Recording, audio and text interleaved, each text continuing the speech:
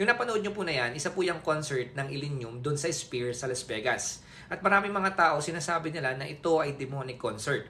Kasi mga kapatid, kitang-kita naman na lumabas doon sa napakalaking screen itong si Satanas. O kaya man po mga simbolo ni Satanas. Ngayon mga kapatid, maraming mga tao sinasabi nila nung nandiyan sila sa lugar na yan, nakaramdam sila ng mabigat na pakiramdam na para bang merong matinding enerhiya doon po sa loob ng concert. Yung iba sinabi nila, hindi nila kinaya, umuwi na lang sila. At yung iba habang pinapanood daw nila ito, nakakaramdam sila ng kakaibang bigat. Kasi nga sinasabi nila, ito raw po ay si Satanas. May mga kapatid, ayon po sa Illenium, yung mismo nag-concert po dyan, sinasabi nila na hindi naman daw yan talaga demonic. At yan po ay isang art lamang. So yung Illenium na mismo yung nagsabi o yung nag-concert po dyan na hindi demonic concert yung ginawa po nila at wala pong mga demonic symbol na naglabasan doon. Mga kapatid, sabihin man nilang demonic yan o hindi, bilang mga Kristiyano, dapat magkaroon po tayo ng discernment sa mga napapanood po natin. So paano nga ba natin malalaman na yung isang concert o yung mga pinapanood po natin ay demonic?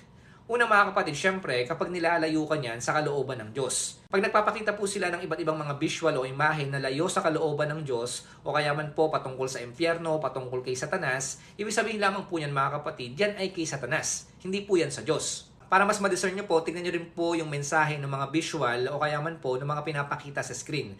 Kapag sinasabi po niya na magrebelde ka sa Diyos o kaya man gumawa ka ng kasalanan o karumihan sa puso mo, ibig sabihin mga kapatid, demonic po yan. At bukod po dyan, kapag sa concert nakakita kayo ng mga ritual o kaya man po pagsamba na hindi naman sa Diyos, yan po ay kay Satan. Kasi mga kapatid, may ilang mga concert, gumagawa po sila ng mga ritual doon para kay Satanas. At bukod dyan, kapag kayo po ay nasa concert o nanonood kayo ng concert, kapag nakakaramdam kayo ng bigat na enerhiya o kaya man po nawawala yung kapayapaan nyo, ibig sabihin po niyan mga kapatid, meron pong kilos yung kaaway dyan. May impluensya si Satanas dyan. So pag nakikita nyo na po layo sa kalooban ng Diyos yung mga nakikita nyo sa concert, huwag nyo na pong tangkilikin yan at huwag nyo na pong panoorin yan. Hindi po yan makakatulong sa inyong mga spiritual na buhay. So mga kapatid, bilang mga mananampalataya, patuloy lamang po tayong manatili sa presensya ng Diyos at umiwas po tayo sa anumang gawa ng kaaway. So sa lahat po ng ginagawa natin, tandaan po natin, gawin natin lahat ng yan para po mag-glorify yung ating Panginoong Diyos.